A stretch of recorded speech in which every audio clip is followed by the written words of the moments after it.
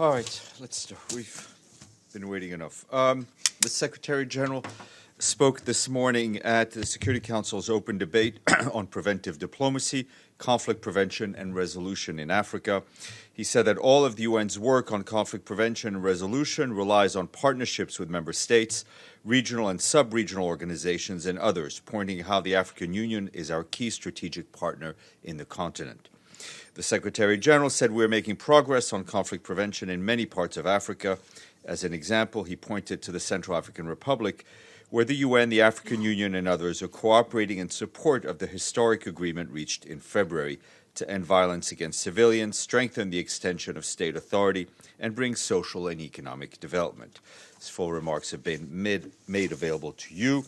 And staying on the Central African Republic, at the end of a joint mission in the Central African Republic, Jean-Pierre Lacroix, the head of the Department of Peace Operations, the African Union's Commissioner for Peace and Security, Smail Shergi, and the European Union's Director General for African Affairs, Corinne Vervaeke, reiterated their support for the full implementation of the peace agreement.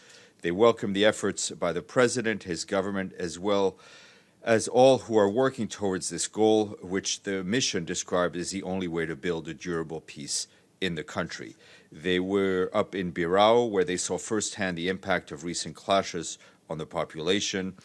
And we have a fuller note available to you on the trip. We also want to note with much regret that a fourth Senegalese crew member injured in the 27th September helicopter crash in the Central African Republic has died. We send our condolences to his family and all of his colleagues. And also staying on Mr. Lacroix, earlier today, after his trip to Central African Republic, he and Mr. Shergi arrived in Khartoum for a two-day visit. During the visit, they will meet with Sudanese transitional authorities, participate in a tripartite meeting to discuss the future of the UN AU mission in Darfur. And tomorrow, they will also go to Darfur, where they will meet with the mission's leadership and staff. The officials will then travel to Addis Ababa in Ethiopia on October 9th to jointly brief the African Union Peace and Security Council on the outcomes of their visits to Central African Republic and Sudan. On his way back to New York, Mr. Lacroix will visit Spain, where he'll take part in the National Day ceremonies on the 12th of October at the invitation of the government, as this year marks the 30th anniversary of the participation of the Spanish Armed Forces in international peacekeeping operations. And the Deputy Secretary General Mina Mohammed spoke to the Executive Committee of the UNHCR in Geneva today and told the committee that time and time again we see how both host communities and refugee populations can benefit from increased development cooperation, including in the areas of education and health. The Deputy Secretary General also added that December's Global Refugee Forum will be an excellent opportunity to support implementation of the Refugee Compact and to put the principle of leaving no one behind to good practice. She also spoke at a ceremony marking the accession of Angola and Colombia to the Convention on Statelessness, and she said that statelessness makes people invisible. When people are unable to prove their identity, they may be unable to access basic services like education and healthcare. She's now on her way back to the city of New York. Turning to Baghdad, the Secretary General's special representative in Iraq said over the weekend on Twitter that she was deeply saddened by the senseless loss of life in Iraq and added that this must stop. She added she was shocked at vandalism and intimidation of some TV studios by masked gunmen, which she called entirely unacceptable. She said the government's efforts must be put in place to protect journalists. The special representative also called on all parties to pause and reflect. Those responsible for violence should be held to account, she added. And you saw over the weekend we issued a number of statements, one on Mali, in which the Secretary General strongly condemned attacks against the UN peacekeeping mission in Mali. In Kidal region, a mission convoy was hit by an improvised explosive device. One peacekeeper from Chad was killed. 3 others were seriously wounded. In a separate incident in Mopti, a temporary peacekeeping base was attacked by unidentified assailants. 1 peacekeeper from Togo was also seriously wounded. The Secretary General expressed his condolences to the family of the deceased peacekeeper as well as the government and people of Chad and wishes a speedy recovery to those injured. The Secretary General also called on Malian authorities, as well as the signatory armed groups to the peace agreement, to spare no effort in identifying the perpetrators of these attacks so they can be swiftly brought to justice. He recalls that attacks targeting UN peacekeepers may constitute war crimes under international law, and he reaffirmed the UN's commitment to support the government of people of Mali in their pursuit for peace and stability. And we also issued a statement on Cameroon, in which the Secretary General said he was encouraged by the decision announced by President Biya to release Maurice Kamto, the leader of the Mouvement pour la Renaissance du Cameroun, as well as 102 members of the party. He also took note of the release of another 333 individuals in connections with the crisis in the northwest and the southwest region. And the peacekeeping mission in Haiti has reiterated its deep concern about the impact of the political crisis on the population. They said they are attentive to the demands of different sectors of society to stand ready to support peaceful solutions, which only Haitians can devise to resolve the current situation and alleviate the suffering of the population. The mission encourages all state actors and citizens to refrain from violence, to ensure the normal functioning of schools, hospitals, and emergency services, and to allow humanitarian workers to access those most vulnerable. Just to flag that in Vienna, the IAEA and its partners today kicked off a 5-day conference on climate change and the role of nuclear power. The conference will provide a platform to discuss the scientific and technical aspects of the role of nuclear power in combating climate change. Topics include include challenges and opportunities for existing nuclear power plants and the prospect of synergies between nuclear power and other low-carbon energy sources, among others. More information on the IAEA website. And today is World Habitat Day. In his message, the Secretary General highlights the central role played by cities and communities in achieving the Sustainable Development Goals. I should not eat spicy wasabis before I come into the briefing. Sorry. Questions? Yes. Maggie.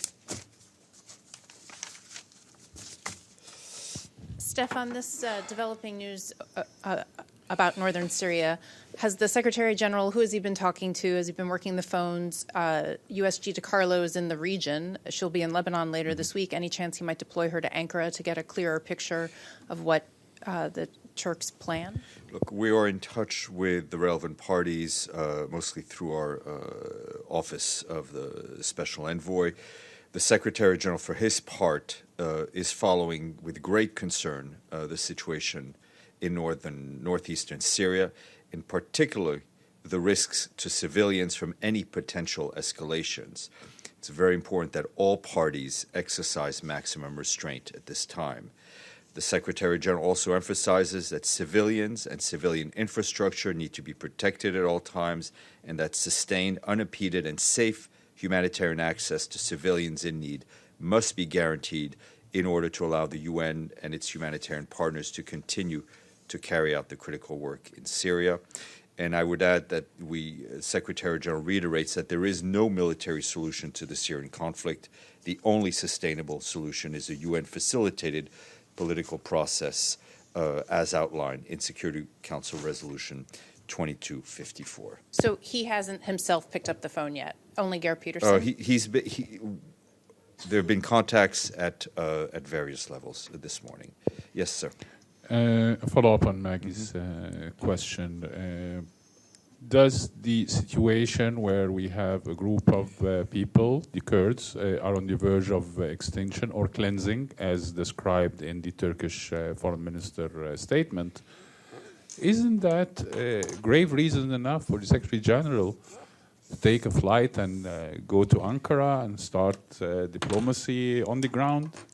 Look, there are, as I said, we are in contact with the relevant parties. I think one of the things that we're concerned about, and our colleague Panos Moutsis outlined it, I think, very well this morning in Geneva, is to make sure that any changes that may take place, right, because nothing has happened so far, will not result to any further displacement. And it's very important that people have retained their freedom of movement and access also to humanitarian. Follow up, please. This is the special envoy view and the United Nations view, but the reality on the ground, we have threats by the foreign minister of Turkey to cleanse the territory from the Kurds. This is word dates to World War II.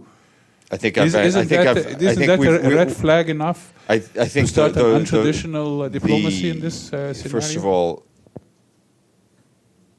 as I said, we've remained and we continue to remain engaged with all the major actors in this. Our concern, I think, is the Secretary General has outlined it through what I've said and through what Mr. Mutsi said, is the impact on civilians. Yes, Nabil. Stéphane, can you share with us any contingency planning you're doing, whether in Syria or southern Turkey? Have you taken, I don't know, any urgent action to deal or address the situation? Our humanitarian colleagues are always ready with any contingency plans. This is not the first time that we've had threats of developments of this kind, so they are ready in as much as they can be ready. And of course, I think what concerns us, if there is any increased military action, is the lack of access we have to people who need our help. Yes, Bito. Thank you, Steph. Another follow-up. We know that the UN has been cautious on any type of buffer zone, given that it is previous experiences, but Turkey has been determined to establish a safe zone, and they suggest that they would relocate at least 2 million Syrians in that area. Would the UN coordinate, or has the UN been given any assurances? Look, I'm not aware of any assurances having been given. What is important is that any sort of zone that may or may not be created, and again, we're sort of talking hypotheticals here, is that it has no impact on the rights of people to seek asylum, that any return for any refugees, and this applies worldwide, any return to any refugee be safe, and most importantly, be voluntary, and of course done in dignity. James, and then Nipso. Another follow-up on a specific aspect of this. You've talked about the humanitarian situation, but of course, clearly in the area we're talking about, there are a great number of detainees, including ISIL fighters. How concerned is the Secretary-General about the custody of those people, and does the Secretary-General want countries to get together to try and find some sort of new mechanism for to hold those people? I think on your latter part, there have been Security Council discussions on this issue. It is very important that things be done in a way that we deal with the threat of Daesh, but also that people's rights be respected. And also our concern, as we've expressed and UNICEF has expressed, is the fate of those children in the camps. You asked the first part of the question, but I've already forgotten it. And so have you. We both have. Yes, exactly. Ipson. Stéphane, you said that the representative of the Secretary General is in contact with different parties. Does this include also the Americans who are there? We are regularly in touch with all the parties involved in this conflict, which means either those on the ground or those who have influence on those on the ground. And which reactions are you getting? I mean, I'm not at liberty to speak to that. Abdelhamid and then Errol. Thank you. Moving to Iraq, the Secretary General was a little bit late in issuing a statement. We asked you first why he didn't issue a statement. You said his special envoy did. Then he issued a statement talking about people going to the street, demonstrating in different parts of the world without mentioning Iraq. Then the third stage he issued. Does it need to take like 95 people killed to issue a statement? No. Why he was late in issuing a statement? The situations, in as much as I like to think that things rotate around noon, situations evolve throughout the day, throughout the world. It was felt that a strong political message needed to be sent through a direct statement, and that's what happened. Errol. Yes, Steph, when you say that you are in contact in relevant sides or parties regarding this crisis in Syria, is Secretary General talking to President Erdogan? Does he know where is he today? For example, did he talk with the phone with him? Because he's a major he has not spoken. actor there. He has not spoken to President Erdogan, and I don't think he knows where. I mean, it's not up to us to know where President Erdogan is. All right, and that was a follow-up on follow-up. That's the real question of Myanmar, if I can. Mm-hmm. There are reports. Actually, Al Jazeera reported that some 18,000 Rohingya Muslim women were raped in a massive campaign in Myanmar or nearby territories on the border with where they are moving and escaping. Knowing the previous history of UN, when we, according to the UN, had some 50,000 raped Muslim women in Bosnia and 20,000 in Kosovo. What does the Secretary General says, obviously, to this repetition of the history? Listen, I haven't seen the particular report you've mentioned. I know we have spoken out very strongly against the violence which the Rohingya population has been subject to, which includes sexual violence against women, and it is something we have condemned. The Human Rights Council has condemned, and I know the independent inquiry on Myanmar has also been looking into it. Senora. Gracias. Stéphane, on Ecuador, the Office of the High Commissioner for Human Rights has issued a statement over the weekend about the treatment and the reaction from authorities during the protests in Ecuador. Is anything that you can add on, or the Secretary General can add? No, I mean, the High Commissioner's Office, as you said they've been following closely the recent social demonstrations that we've seen in Ecuador. And what they said, which frankly we agree as a matter of principle, is that law enforcement authorities must guarantee the right of all people to demonstrate peacefully. People should be able to express their opinions and to assemble peacefully, and that the use of force must be proportionate in line with international law. And this reflects what we said, in fact, on Friday in the Secretary General's statement. Yes, sir. Thank you. Good afternoon, Steph. I'd like to go back into the West African Sahel, given the continued deadly violence in that region. Burkina Faso, 20 killed over the weekend. You just mentioned the UN peacekeeper from Chad killed. My question is, some critics of MINUSMA note that this is not a military operation, it's a peacekeeping operation, and that they suggested that maybe some of the money should be shifted over to, say, ECOWAS, G5 Sahel, so they can step up a military sort of an operation. Does the Secretary General agree with this? Or look, I don't think it's an either-or proposition, right? The peacekeeping mission has a mandate given to it by the Security Council. Our colleagues have been suffering disproportionate losses. We see it all too often.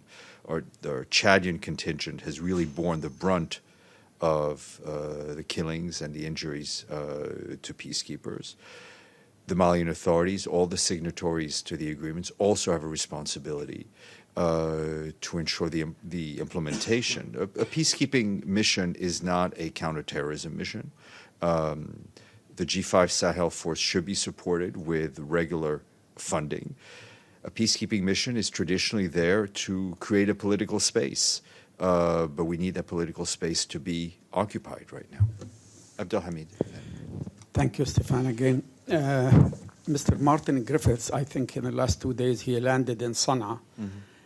Whom he met and what he's doing there. Did he leave Sana'a or still there? Yes, no, we reported it. He went to, where did I say? He was in Sana'a, then he went to Oman, and he will be here in New York shortly to brief the Security Council. There is also some development. I mean, the Saudis now are dealing positively with the offer by the Houthis to observe a comprehensive ceasefire. We expected the SG to welcome this and to I think maybe follow up with I that. would ask you to have a bit of patience and wait for Mr. Griffiths' in-person briefing to the Council. Alan. Thank you, Steph. Regarding the situation with participation of Russian delegation in the work of First Committee, some delegates still didn't get visas. Today, the Iranian representative made some complaints in the Sixth Committee.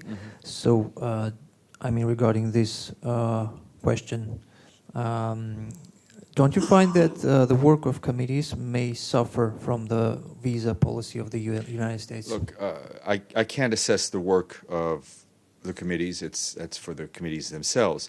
What I can tell you is that obviously this issue is that's concerning us, and I know we have been raising it with the host authorities at various levels on a repeated basis. On that, oh yes, why not?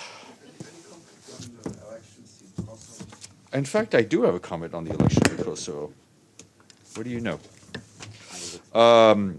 The UN mission there, UNMIC, followed in close coordination with relevant local and international actors the conduct of the elections as well as the security and the political situation. UNMIC itself did not play a direct role in the conduct, the operationalization of the elections. The OSCE provided the technical support, and the European Union observed the elections. Halas.